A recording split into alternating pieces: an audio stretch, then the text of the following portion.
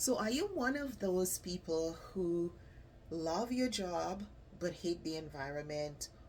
And you're thinking, what am I going to do about this? I love my job, I love what I do, but I really hate the environment. It's making me feel invisible.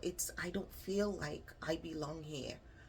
Although I love the work, but the people I work with, or the system I'm working in, or the environment is toxic, or my boss is driving me crazy. Whatever it is, you need to know three things. First, you are not alone.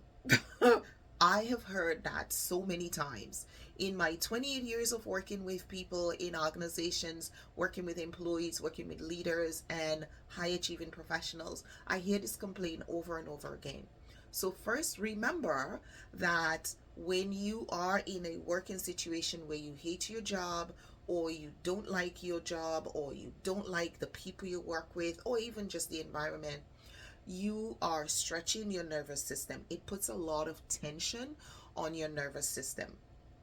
Secondly, if you love your job and you really want to stay, then you can heal within your environment. You don't have to quit and go bouncing around trying to find a new job, except you have a great offer and it's time to go. Well, hey, great, do that. But if you don't have an offer and you're probably thinking you won't get as high a paying job based on your age, your career, your lifestyle, and you have to stay there, then you can heal within that particular job. You can find ways to identify the things that are meaningful to you so you can work smarter. Make sure you're taking your breaks. Make sure you're stretching, you're giving yourself that time, and you have a passion outside your job. And thirdly, you need to take care of yourself, because you can't have stress at home and stress at work. If work is stressful, either because of the environment, you're suffering bullying or harassment, or you are struggling with your boss, or maybe you don't like the job itself or the environment, whatever the reason is, you need to ensure that you're taking very good care of yourself. We are multidimensional. You can't have stress at home and then have stress at work. I always told my family, if we are working in stressful situation, for myself, 28 years of working with other people's conflict and their drama and toxic workplaces, I see a lot, and I cannot afford to come home and see the same thing at home.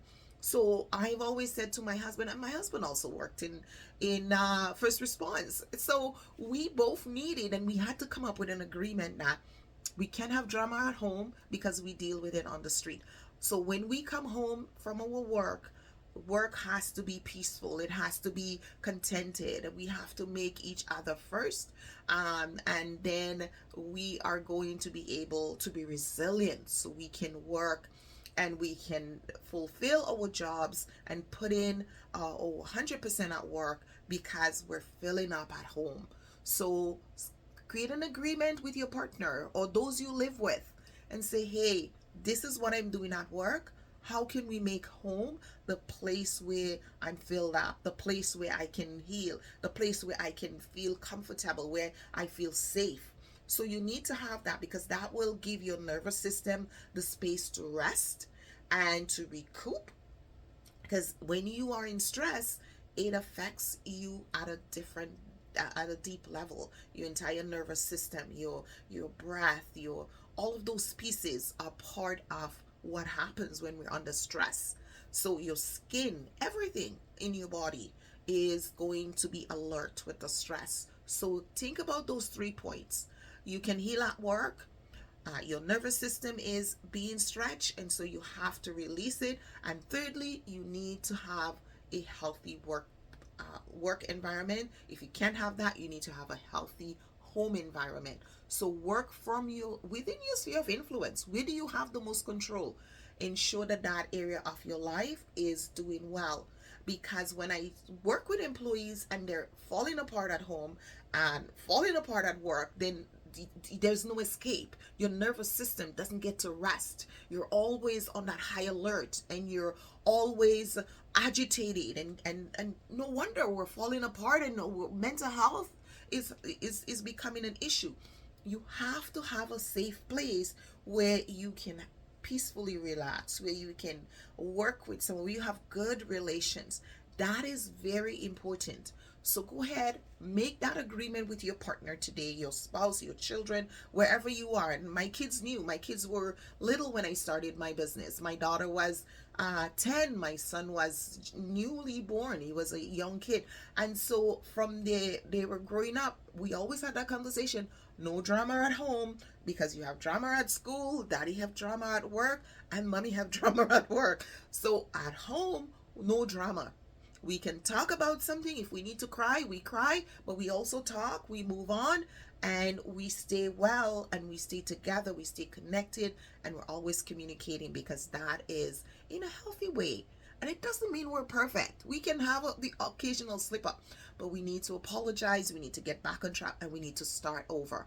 So take those tips and implement them in your life. If you're looking for more tools and resources, then join me for the series on healing the pain at work for professionals. If you're a professional and you're having all these things at work, but you need to have them in your home as well, this is an opportunity for you to get some tools, join our free community, and get your life together. Do not become a statistic.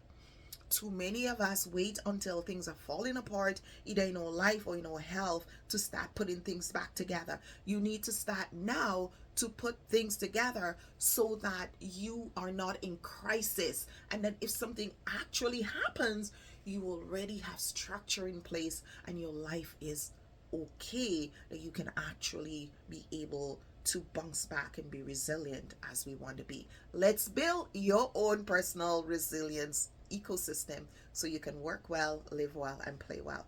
Join me for the free series. Check the link below.